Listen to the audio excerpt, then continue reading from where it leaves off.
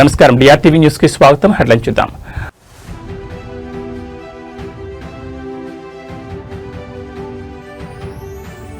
Telangana governor గా బాధ్యతలు చేపట్టిన శివప్రతాప్ శుక్లా ప్రమాణం చేయించిన హైకోర్టు ప్రధాన న్యాయమూర్తి.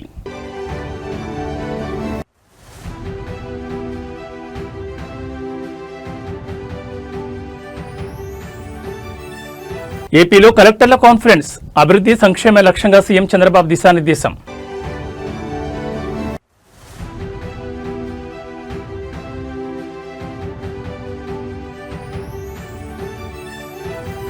అనర్హత పిటిషన్ల విషయంలో కడియం దానంకు బోరట, 2 పిటిషన్లను డిస్మిస్ చేసిన స్పీకర్.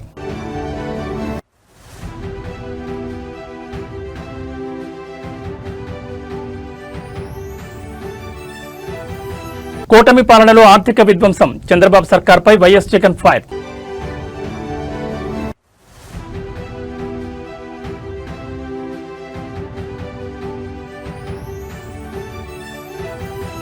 ఐటీ కారిడార్ హాస్టళ్లపై మెనూ కట్, గ్యాస్ సిలిండర్ల కొరతే కారణం. ఇక వివరాలు చూస్తే తెలంగాణ నూతన గవర్నర్ గా శివప్రతాప్ శుక్లా ప్రమాణ స్వీకారం చేశారు. లోక్ భవన్లో జరిగిన ఈ కార్యక్రమానికి CM Revanth Reddy, deputy CM Bhatti Vikramarka, మంత్రులు CS Ramakrishna Rao, TPCC chief Mahesh Kumar Goud, మండలి చైర్మన్ గుత్తా సుఖేందర్ రెడ్డి, వివిధ శాఖల అధికారులు తదితరులు హాజరయ్యారు. ప్రమాణ స్వీకారానికి ముందు వందే మాత్రం జనగణమన ఆలపించారు. అనంతరం శివప్రతాప్ శుక్లాతో హైకోర్టు ప్రధాన న్యాయమూర్తి ఆపరేషన్ కుమార్ సింగ్ ప్రమాణ స్వీకారం చేయించారు. శివప్రతాప్ తెలంగాణ గవర్నర్ గా తన బాధ్యతలను శ్రద్ధతో నిర్వహిస్తానని తెలుగులో ప్రమాణం చేశారు. ప్రమాణ స్వీకారానంతరం సీఎం రేవంత్ రెడ్డి ఆయనకు పుష్పగుచ్చం ఇచ్చి శుభాకాంక్షలు తెలిపారు. ఇప్పటి వరకు రాష్ట్రానికి గవర్నర్ గా ఉన్న జిష్ణుదేవ్ వర్మ ఉండగా ఆయన్ను రాష్ట్రపతి మహారాష్ట్ర గవర్నర్ గా బదిలీ చేసిన విషయం తెలిసిందే. నేను తెలంగాణ గవర్నర్గా నా బాధ్యతలు శ్రద్ధతో నిర్వహిస్తానని, నా పూర్తి సామర్థ్యం మేరకు రాజ్యాంగాన్ని మరియు చట్టాన్ని పరిరక్షిస్తానని, సంరక్షిస్తానని, కాపాడుతానని, తెలంగాణ ప్రజల సేవలో ప్రజల సంక్షేమం కోసం నిరంతరం అంకితం అవుతానని దైవ సాక్షిగా ప్రమాణం చేస్తున్నాను.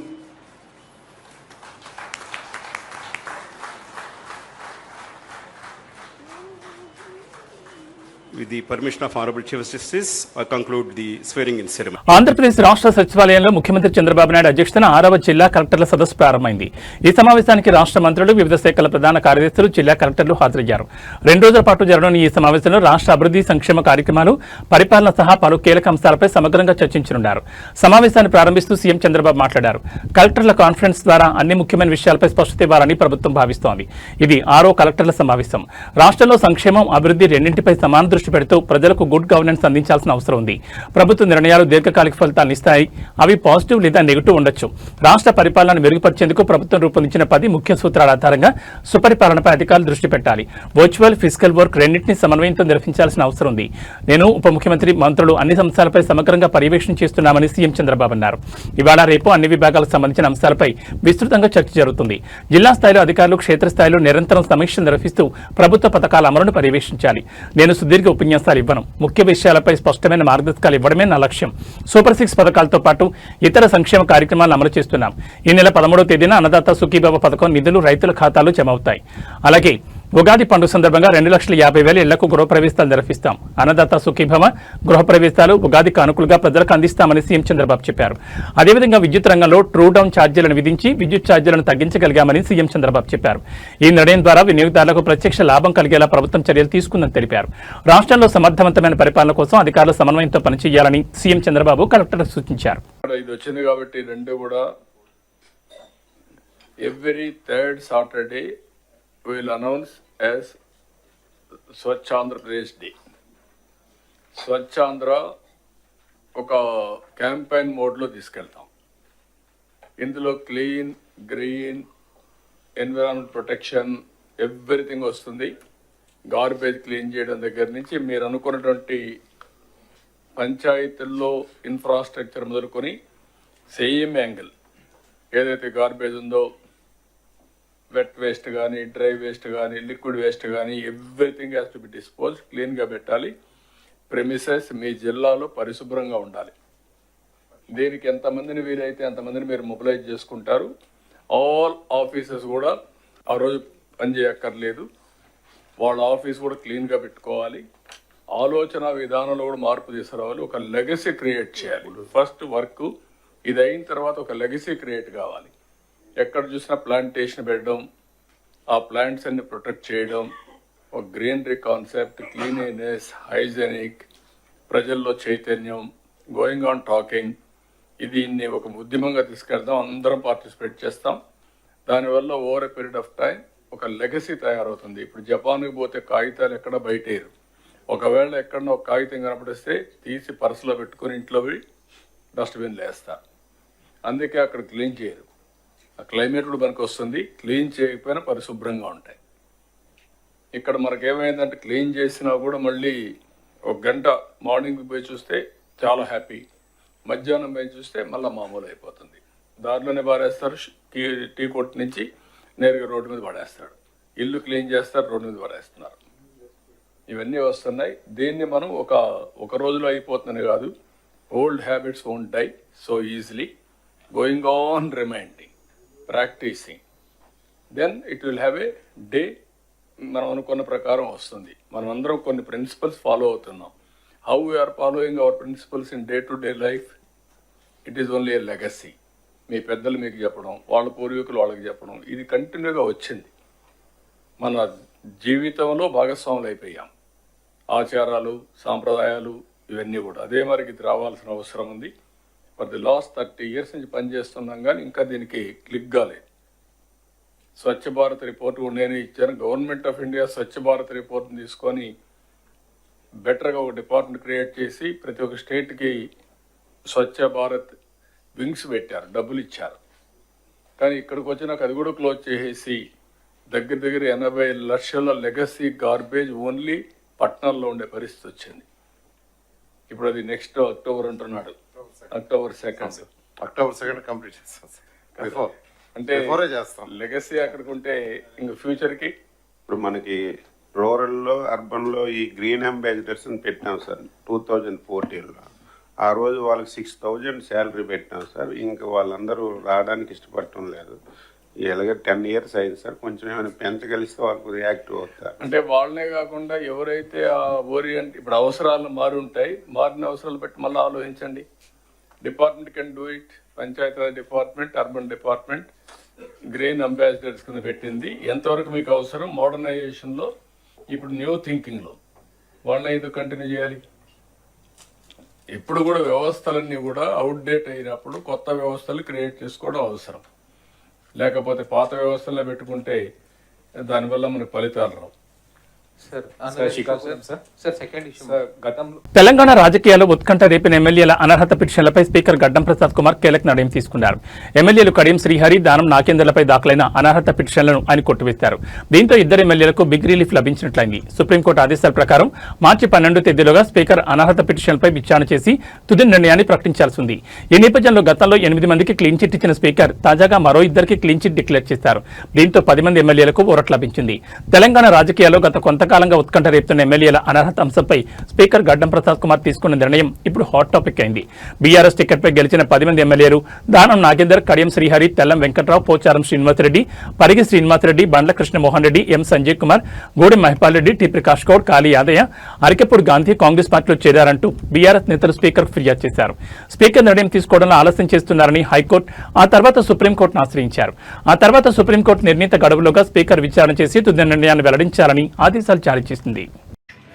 మళ్ళీ 1.5 సంవత్సరం క్రితం నేను ఎమ్మెల్యేగా పోటీ చేశాను. మీ ముందుకు వచ్చి నాకు ఒక అవకాశం ఇవ్వండి, మన గ్రామాలను అభివృద్ధి చేసుకుందామని చెప్పాను. మీరు నమ్మకంతో నాకు ఓటేసి గెలిపించారు. నేను గెలిచిన పార్టీ అధికారంలోకి రాలేదు, కానీ ఈ నియోజకవర్గ ప్రజలకు ఇచ్చిన హామీని ఎట్లా నిలబెట్టుకోవాలి, ఈ గ్రామాలు ఎట్లా బాగుపడాలి, ఈ నియోజకవర్గం ఎట్లా అభివృద్ధి చెందాలని ఆలోచించి నేను కాంగ్రెస్ పార్టీలో చేరడం జరిగింది. రాష్ట్రంలో కాంగ్రెస్ ప్రభుత్వం ఉన్నది. ముఖ్యమంత్రిగా గౌరవనీయులు రేవంత్ రెడ్డి గారు ఉన్నారు. రేవంత్ రెడ్డి గారు స్వయంగా పిలిచి అన్న మీరు మా పార్టీలోకి రండి, ప్రభుత్వానికి మీ అనుభవం అవసరం, మీ నియోజకవర్గ అభివృద్ధిని మీరు ఊహించిన దానికంటే బ్రహ్మాండంగా చేద్దామని చెప్పి వారు నన్ను కాంగ్రెస్ పార్టీలోకి ఆహ్వానించడం జరిగింది. ఈ నియోజకవర్గం యొక్క అభివృద్ధిని దృష్టిలో పెట్టుకొని ప్రభుత్వము అండ ఉంటేనే, ప్రభుత్వ సహకారం ఉంటేనే అభివృద్ధి చేయగలుగుతామని ఆలోచించి నేను కాంగ్రెస్ పార్టీలోకి వచ్చి సంవత్సరం కావస్తున్నది. ఈరోజు చాలా మంది వస్తున్నారు. ఇంకా రేపు నేను అనుకుంటే ఇంకొక 6 మంది రేపు జాయిన్ అవుతున్నారు, రేపు ఎల్లుండో. మొత్తానికి మాత్రం ఈ 15 రోజులలో మొత్తం కూడా మెర్జ్ అయిపోయేది గ్యారంటీ. మిగిలేదు ఒక 2-3 మిగులుతారు.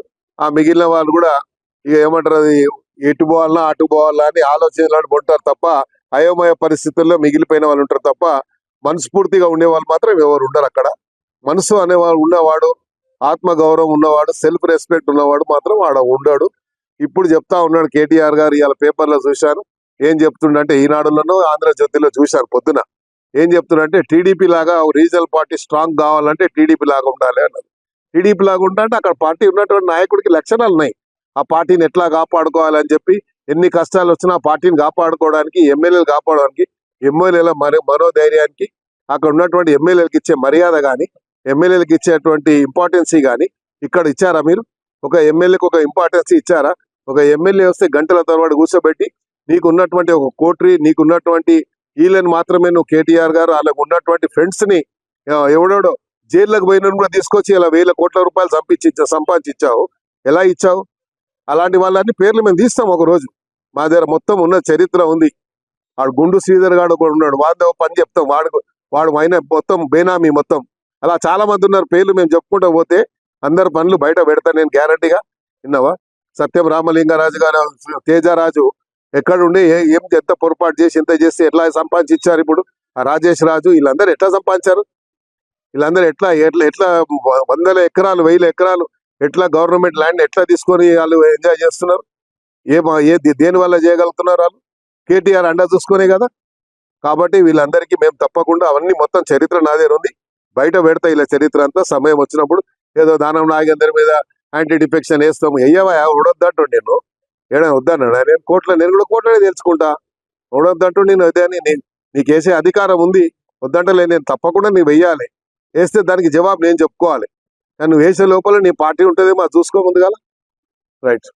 ఎమ్మెల్యేలు దానం నాగేందర్, కడియం శ్రీహరిపై అనర్హత పిటిషన్లు స్పీకర్ గడ్డం ప్రసాద్ కుమార్ డిస్మిస్ చేశారు. ఇద్దరు ఎమ్మెల్యేలు పార్టీ మారినట్లు ఆధారాలు లేవని స్పష్టం చేశారు.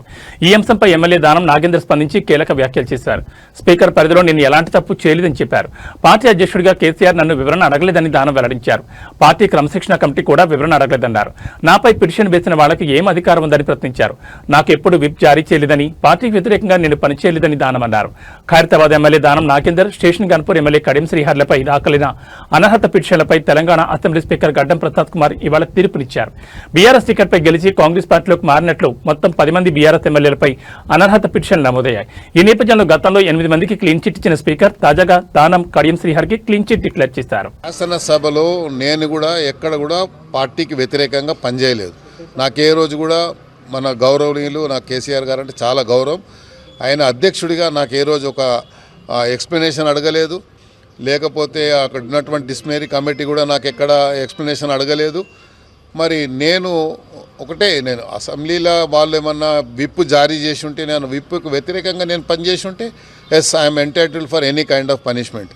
కానీ నాకు ఎక్కడ కూడా విప్ కానీ అవన్నీ ఏమీ ఇవ్వలేదు. కాబట్టి నేను ఆ స్పీకర్ పరిధిలో మాత్రం నేను పొరపాటు చేయలేదనేది నేను నమ్ముతున్నాను, నేను విశ్వసిస్తున్నాను. కాబట్టి నా ఆర్గ్యుమెంట్ అదే, నా అఫిడేవిట్ అదే ఇచ్చాను.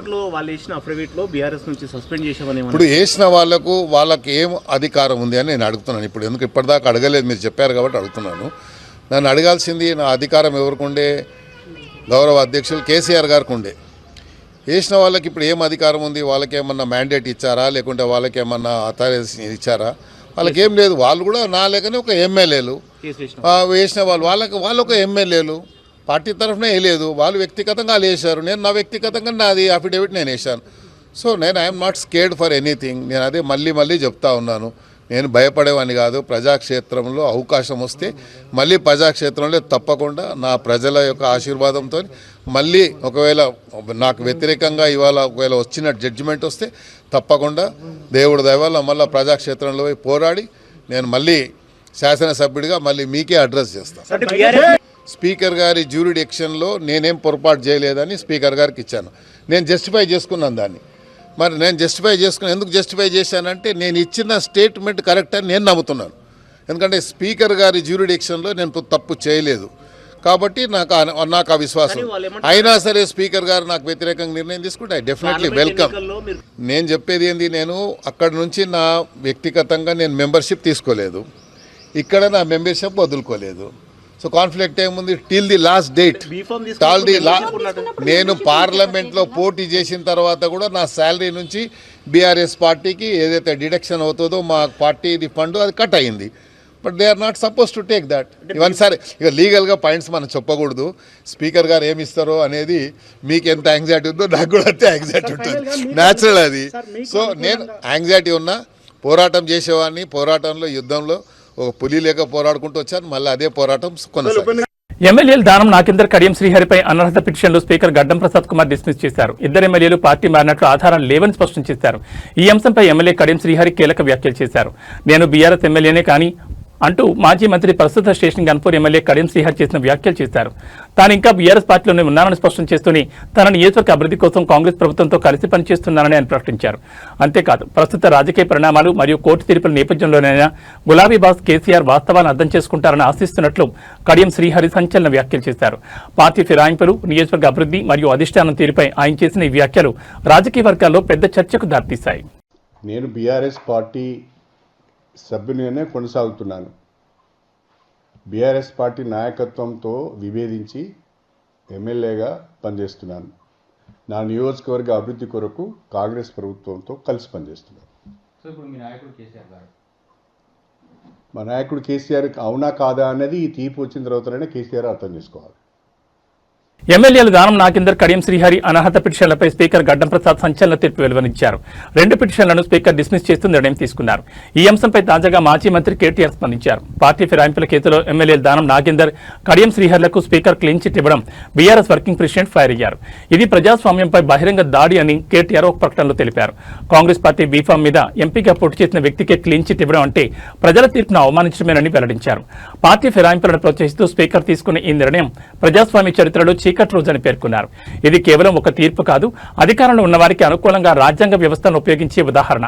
ప్రజల ఓట్లతో గెలిచిన పదవులను వ్యక్తిగత లాభాల కోసం మార్చుకుంటే స్పీకర్ దానికి ముద్ర వేస్తే ప్రజాస్వామ్య విలువలు ఎక్కడ నిలుస్తాయి? ఇలాంటి నిర్ణయాలు ప్రజల విశ్వాసాన్ని దెబ్బతీస్తాయి. తెలంగాణ ప్రజలు అన్ని గమనిస్తున్నారు. సరైన సమయంలో సమాధానం చెప్తారని కేటీఆర్ స్పష్టం చేశారు.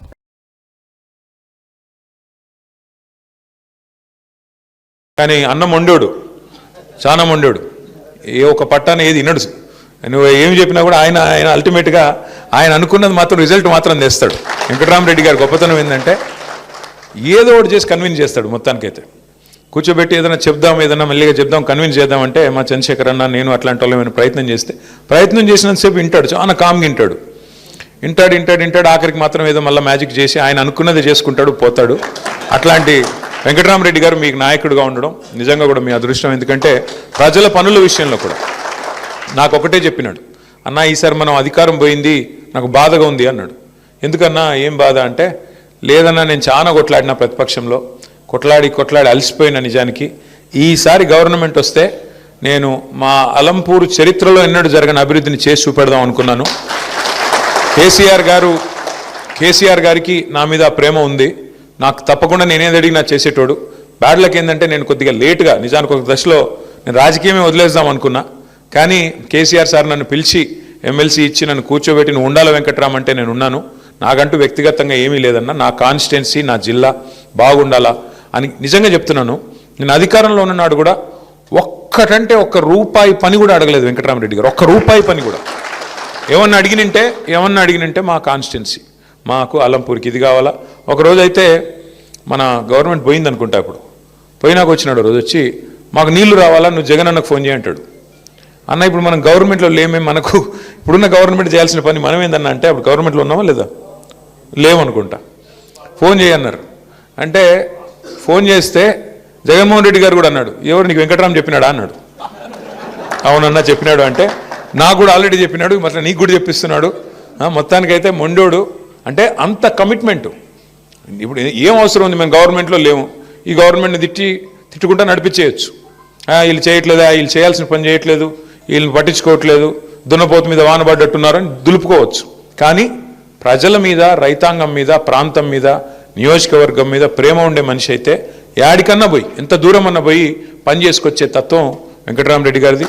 మరి అదే లక్షణం ఆంధ్రప్రదేశ్ రాజకీయాల్లో అప్పుల వ్యవహారం మరోసారి రాజుకుంది. ముఖ్యమంత్రి చంద్రబాబు నాయుడు ఆర్థిక విధ్వంసానికి పాల్పడుతున్నారంటూ మాజీ ముఖ్యమంత్రి వైఎస్ జగన్మోహన్ రెడ్డి తీవ్రస్థాయిలో విరుచుకుపడ్డారు. దీనికి కాగ్ లెక్కల నిదర్శనమని ఆయన పేర్కొన్నారు. ప్రభుత్వం సూపర్ 6, సూపర్ 7 హామీలను అమలు చేయకపోయినా ఎడాపెడా అప్పులు చేస్తోందని జగన్ ధ్వజమెత్తారు. 2024-25లో 81,000 కోట్ల అప్పులు చేయగా కేవలం 2025-26 10 నెలల కాలంలోనే ఆ అంకె 87,000 కోట్లకు చేరిందని ఆయన లెక్కలతో సహా వివరించారు. తమ హాయంలో కోవిడ్ వంటి విపత్కర పరిస్థితులు ఉన్నప్పటికీ ప్రజలకిచ్చిన ప్రతి హామీని నెరవేర్చామని, కానీ ప్రస్తుత ప్రభుత్వం కేవలం అప్పులకే పరిమితమైందని జగన్ విమర్శించారు. ఏపీ ఆర్థిక పరిస్థితిపై జగన్ చేసిన ఈ వ్యాఖ్యలు ఇప్పుడు రాష్ట్ర రాజకీయాల్లో హాట్ టాపిక్ గా మారాయి. చంద్రబాబు నాయుడు గారి కూటమి పాలనలో ద్రవ్యలోటు, ఫిజికల్ డెఫిసిట్ అంటే అప్పులు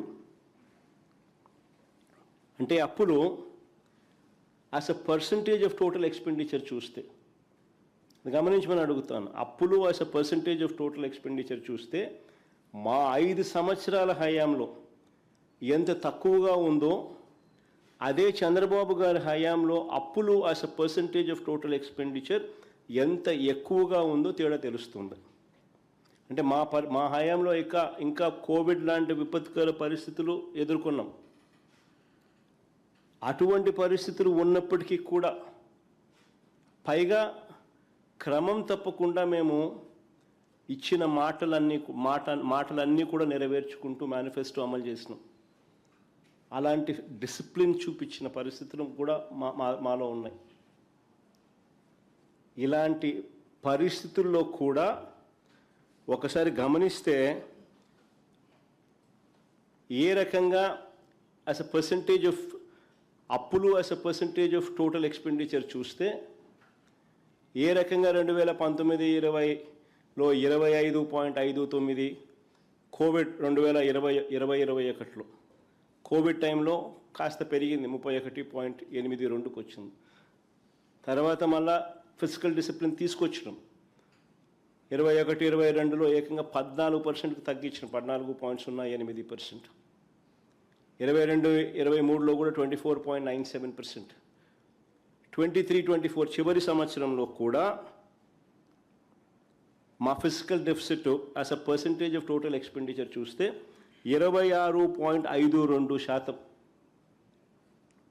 అదే చంద్రబాబు నాయుడు గారి హయాంకి ఒక్కసారి గమనిస్తే 2024-25లో ఏకంగా ఎలాంటి స్కీములు లేకపోయినా, సూపర్ 6, సూపర్ 7 లాంటి స్కీములు ఏవి లేకపోయినా, గతంలో మా ప్రభుత్వంలో ఉన్న పథకాలన్నీ రద్దు చేసిన ఏకంగా physical deficit as a percentage of expenditure అంటే అప్పులు as a percentage of total expenditure 2024-25లో 32.5%కు పెరిగింది.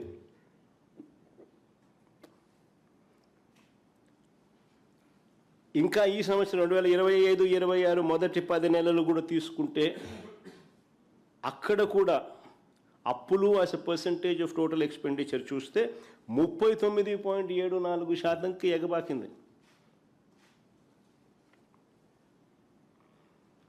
నిజంగా చంద్రబాబు నాయుడు గారి ఆర్థిక విధ్వంసానికి ఇవన్నీ కూడా చిత్రపటాలు. All these are paintings. ఆర్థిక విధ్వంసానికి సాక్ష్యాలు, ఆధారాలు, చిత్రపటాలు. ఆంధ్రప్రదేశ్ మంత్రి నారా లోకేష్ ఢిల్లీకి చేరుకున్నారు. ఢిల్లీకి చేరుకున్న లోకేష్ కు తమ పార్టీకి చెందిన ఎంపీలు స్వాగతం పలికారు. అనంతరం పార్లమెంట్ సభ్యులు, రాజ్యసభ సభ్యులతో లోకేష్ సమావేశమయ్యారు. రాజకీయ పరిణామాలపై లోకేష్ వారితో చర్చించారు. ఎంపీలతో భేటీ అయిన లోకేష్ ఇరాన్, ఇజ్రాయెల్ యుద్ధ ప్రభావం ఏపీపై పడే అంశంపై కూడా చర్చించినట్టు తెలుస్తోంది. ఈ రోజు మోటా ఆధ్వర్యంలో నిర్వహిస్తున్న WhatsApp citizen engagement and innovation forum సమావేశంలో మంత్రి నారా లోకేష్ పాల్గొనున్నారు. ఈ రోజు సాయంత్రం బయలుదేరి విశాఖకు లోకేష్ చేరుకుంటారు. లోకేష్ రేపు విశాఖలో పలు కార్యక్రమాల్లో పాల్గొన్న అనంతరం తిరిగి అమరావతికి చేరుకుంటారని పార్టీ వర్గాలు వెల్లడించాయి.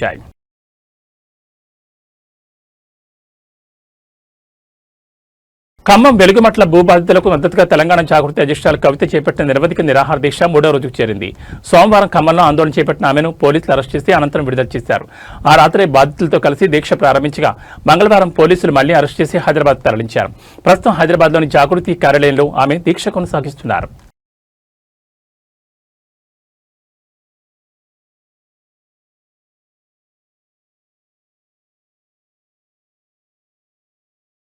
ఖమ్మం నగరంలోని వెలుగుమట్ల భూదాన్ భూముల వివాదం గత కొద్ది రోజులుగా తెలంగాణ రాజకీయాల్లో పెను సంచలనంగా మారింది. పేదల ఇళ్లను కూల్చివేయడంపై విపక్షాలు, ప్రజా సంఘాలు పెద్ద ఎత్తున ఆందోళన చేపట్టడంతో ప్రభుత్వం చివరికి దిగిరాక తప్పలేదు.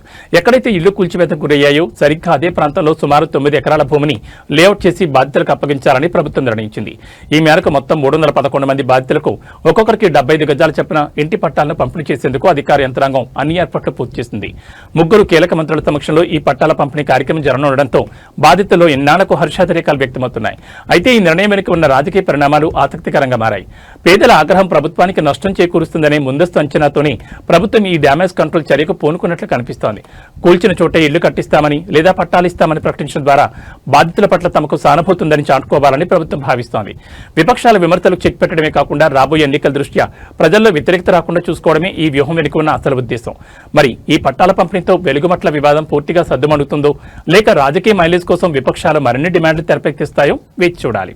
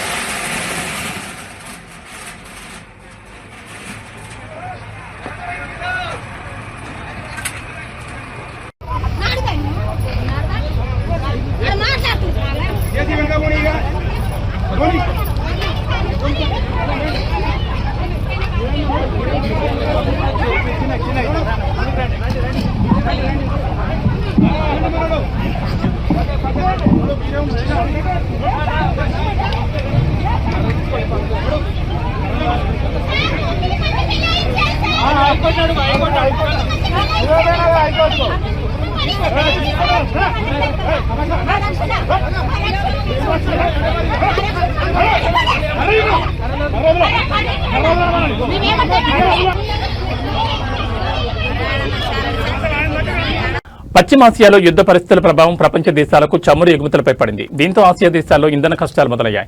భారత్లో పెట్రోల్, డీజిల్ సరఫరాకు కొద్ది రోజుల వరకు ఎలాంటి ఇబ్బంది లేదని, వాహనదారులు టెన్షన్ పడొద్దని కేంద్రం ఇప్పటికే స్పష్టం చేసింది. హమ్మయ్య అనుకునే లోపే ఆ పిడిగొచ్చి గ్యాస్ సిలిండర్ల సరఫరాపై పడింది.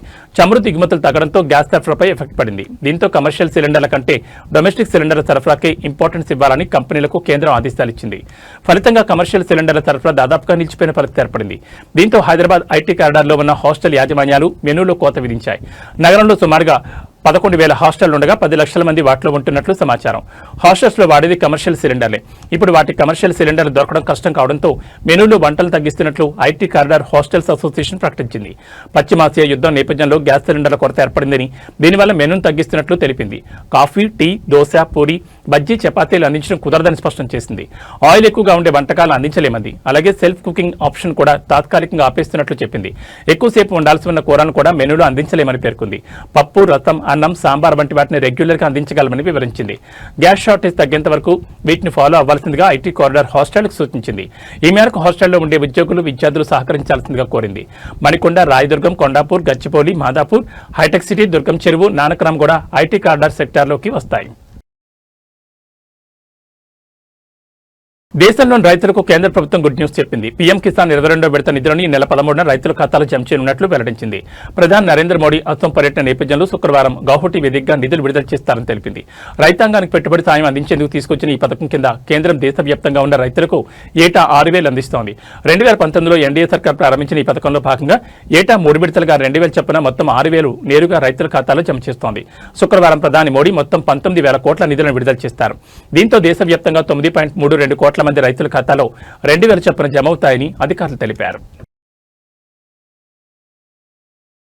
పసిడి ప్రియులకు మళ్లీ జలక్ తగిలింది. పశ్చిమాసియా యుద్ధం కారణంగా బంగారం ధరలు తగ్గొచ్చిన భావించిన మగువలకు మళ్లీ షాక్ ఇస్తున్నాయి.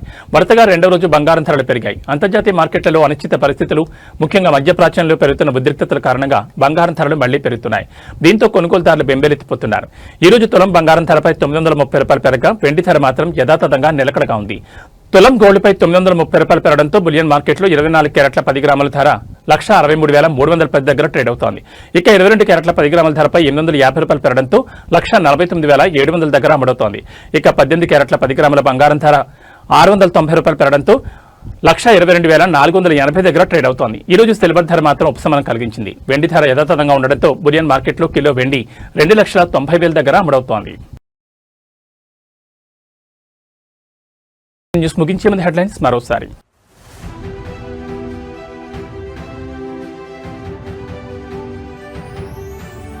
తెలంగాణ గవర్నర్ గా బాధ్యతలు చేపట్టిన శివప్రతాప్ శుక్లా ప్రమాణం చేయించిన హైకోర్టు ప్రధాన న్యాయమూర్తి.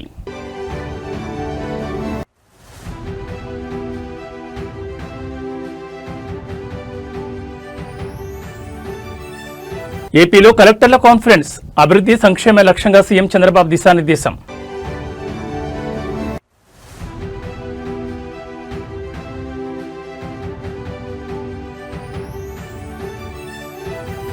అనర్హత పిటిషన్ల విషయంలో కడియం దానంకు ఊరట, 2 పిటిషన్లను డిస్మిస్ చేసిన స్పీకర్.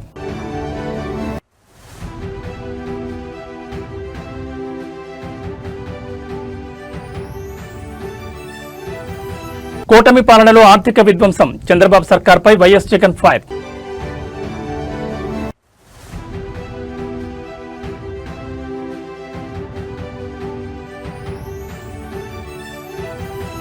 ఐటీ కారిడార్ హాస్టళ్లపై మెనూ కట్, గ్యాస్ సిలిండర్ల కొరతే కారణం.